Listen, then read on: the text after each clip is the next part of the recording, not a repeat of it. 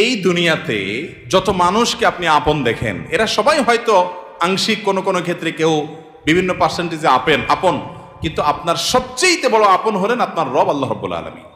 আল্লাহর চাইতে বড় আপন আর কেউ নেই।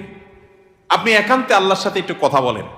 যারা ডিপ্রেশনে ভুগছেন, অশান্তিতে ভুগছেন, মানসিক অস্থিরতায় ভুগছেন, আজকেও আমার অফিসে আসার আগে দেখি এক লোক বসে আছে, নামাজ পড়লাম আমরা, উনি নামাজ পড়লেন না।